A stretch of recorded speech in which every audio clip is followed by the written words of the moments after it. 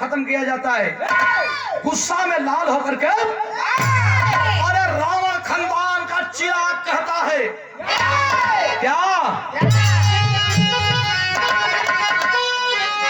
अरे कि देखी हम दिया फाटल छतिया, देखी हम दिया फाटल छतिया करबू ये मैया। अरे मुदई करण में उतारब पन्ना तू फलवा करबू ये मैया।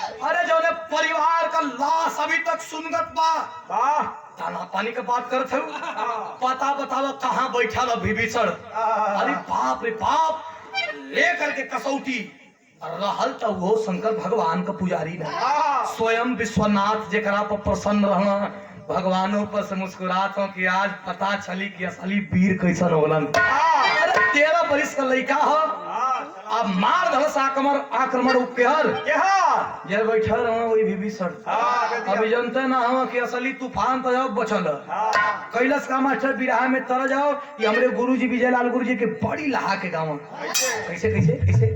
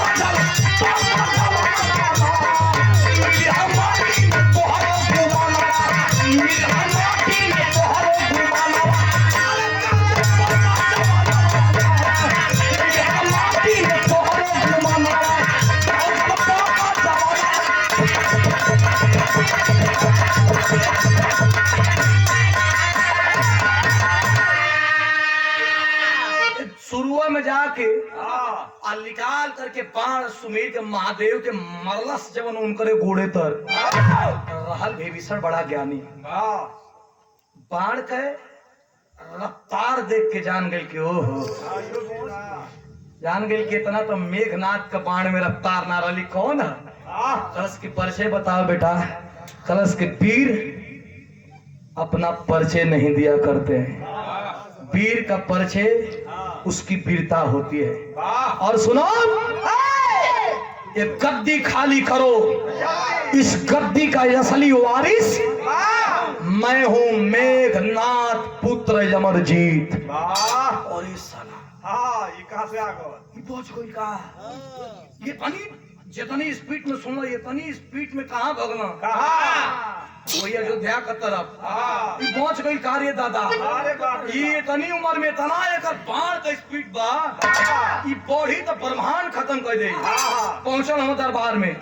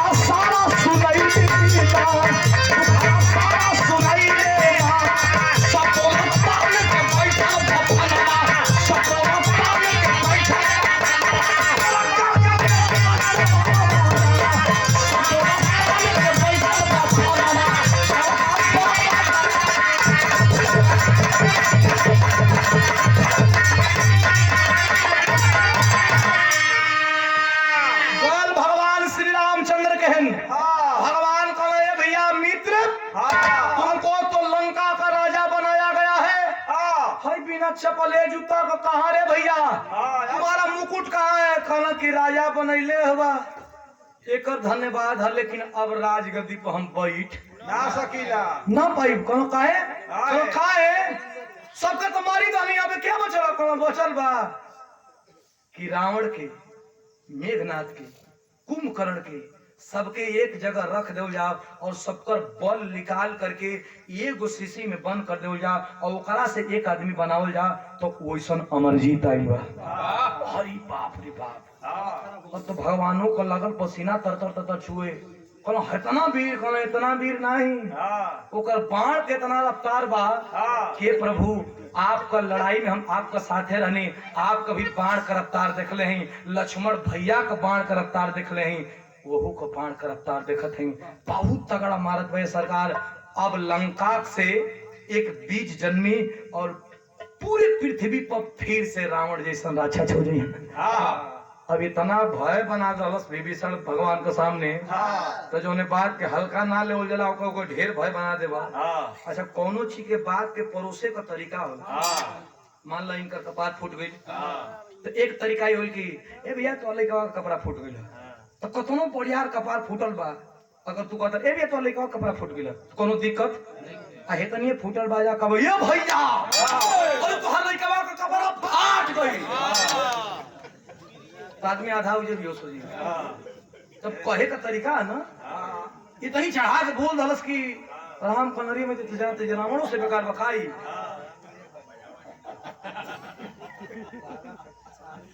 ए भैया भगवान श्री रामचंद्र जी कहलन लक्ष्मण कहलन लक्ष्मण मत कहिए प्रभु, भैया इसके बाप को मैं मारा था और इसका भी मरण, इसका भी वध इस लक्ष्मण के हाथे होगा।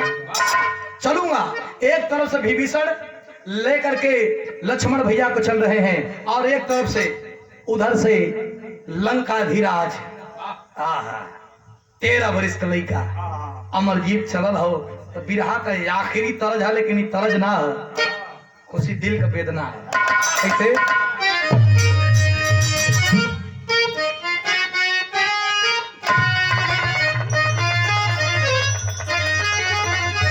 सब सुनिएगा कि दिल के अरमान, दिल के अरमान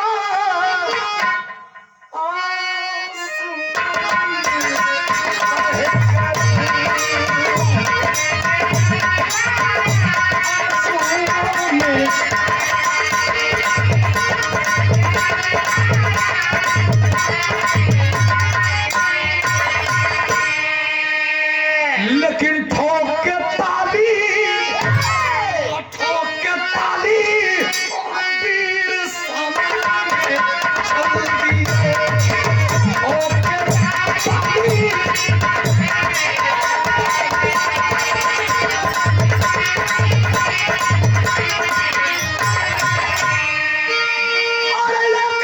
से सुन और यज्ञ शिव जी लड़ गए अरे ठोक के ताली वीर समर में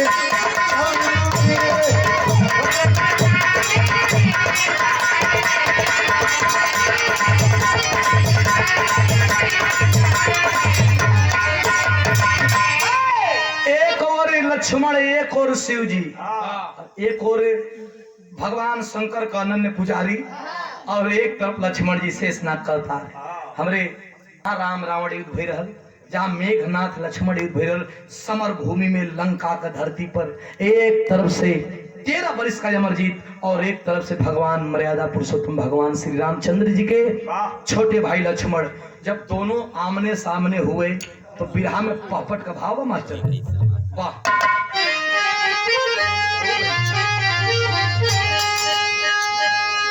हैं? ठीक है ले भैया बढ़ जो तुमकी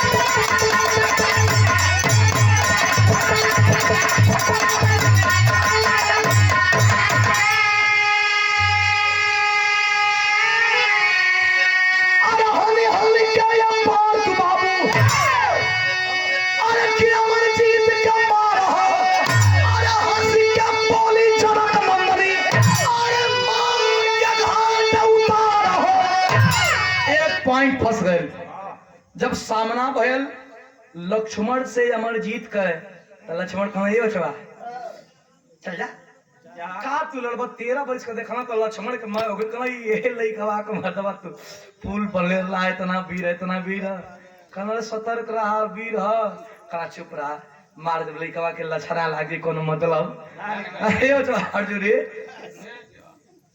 बस की अपने के परिचय कहा अपने के लक्ष्मण बनी कहा अच्छा तो ही का लक्ष्मण बाबू के मन मरले लखा कहना हाँ तोर बाबू के मरले नहीं तू के मारल नहीं खींचा कहना नहीं बतियेबे करेला के लड़बो करेला लक्ष्मण गुस्सा कर रही साला इतनी को लइका कहत है बतियेबे करबो कि लड़बो करबा कहना हाँ भैया लड़वैया हो तो लड़ा दोनों तरफ से जब बाण का चलौवल भई तो खाली हाथवा पिछवा तरकस का तरफ ले जाना लक्ष्मण तिले मारे 3-4 बाण लक्ष्मण सोकुतार न करी बाप रे बाप कहना विभीषण भैया कहना लड़ा भैया हम लड़वैया थोड़े हमको लड़ावे है अब हमके एमा का विभीषण भैया का तो लड़ा भैया तो भाग के चल मारे तो फिर कहे विभीषण भैया कहना भैया तू लड़ता मर्दवा हमके तू खोजब डले हुआ यार कहना तू लड़ा कहना नहीं नहीं नहीं नहीं और ये तना तो मेघनाथ का बाण मेरा पार नहीं लगे के ना शंकर जी के वरदान प्राप्त था ये कि कोई मरिए ना सके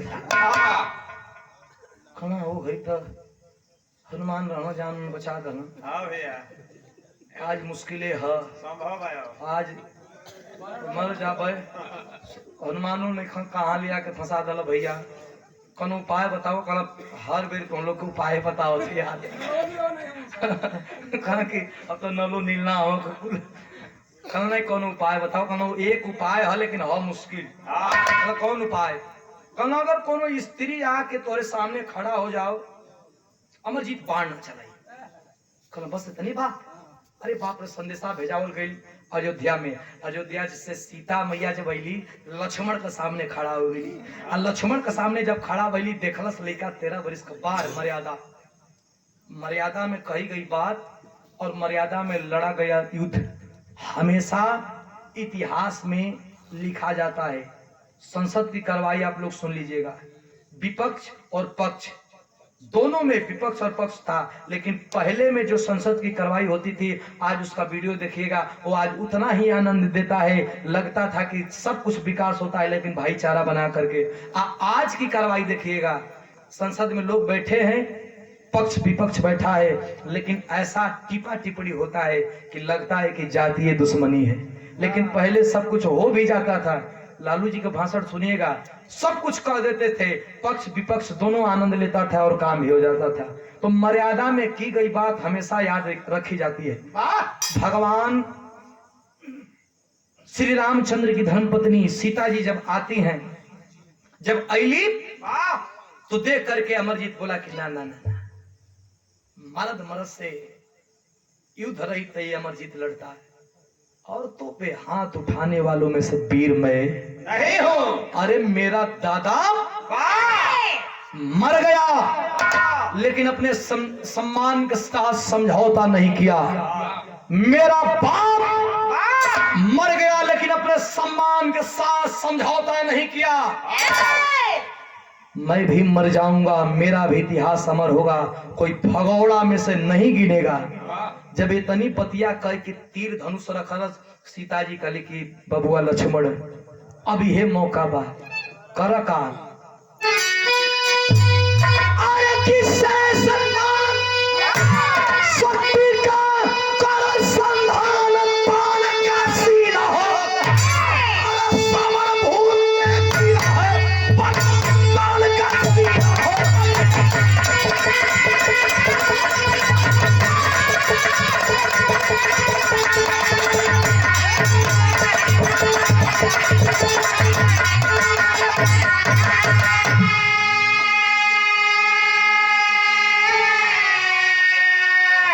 पुरुष का शेषनाग शक्ति का संधान करने जा रहे हैं लक्ष्मण।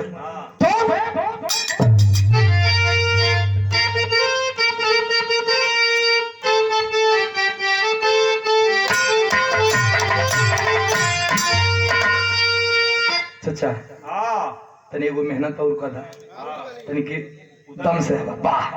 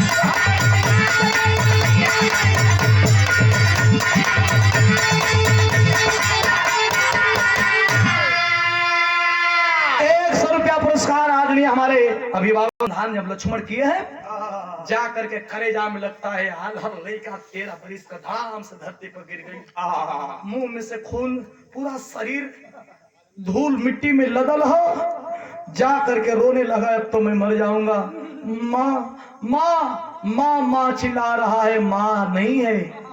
मेघनाथ जब मरा था तो मेघनाथ के चीते पे उसकी धर्म पत्नी सती हो गई थी।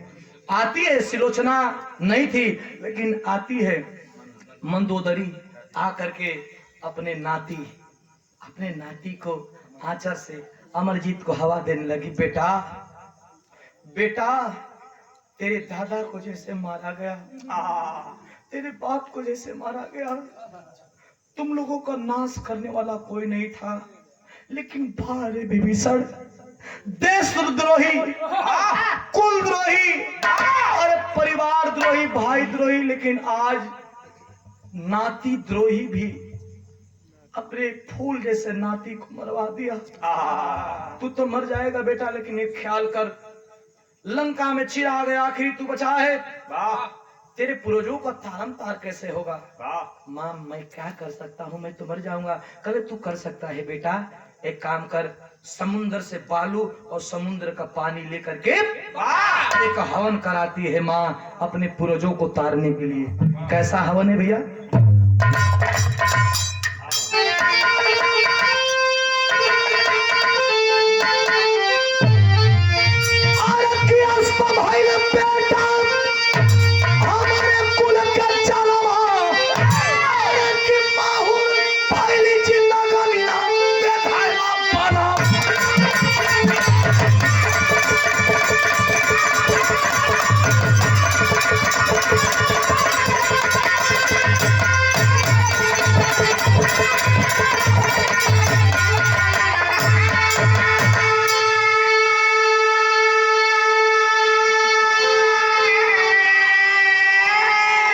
हमारे कुल के चनवा एक है हमारे सर का, अब तो विराह का खड़ी बीमार धनी अपने पूर्वजों का पिंडा दान करके और पिंडा पानी दे करके अमरजीत इस धरती को छोड़ के चला गया। लेकिन लिखाया वीरों में, वीरों में, कायरों में नहीं लिखाया।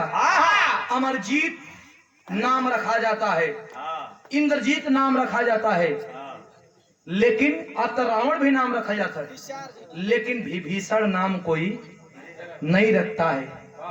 ये वीरों में गिनती की गई।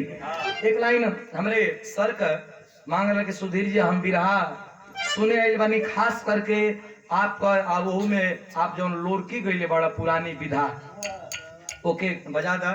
वो लोरकी हम लोरी खंड का विधा में गईले रहे, लेकिन कोनो बात नहीं, जब आप आई बनी तो खाली झांकी बताओ तनी कब बजान तरह जब लोरिक और लोरिक का स्वर्गवास हो गई। क्षमा करेंगे, लोरिक लड़त और मुलागित राजा से, और उस समय मुलागित राजा का पट्ठा का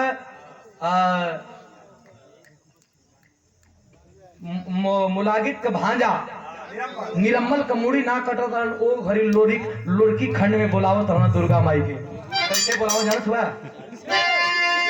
रुका रुका रुका, ये हमनी का बिरादरी में पहले बिरहा से पहले कहा जानत हुआ लोरकी। एगो गवैया रहा मैं बड़ा टेढ़िया रहे, एगो कोनो नरिया न तो मैं परात नरिया बड़ा बिरादर का पढ़ाई करे।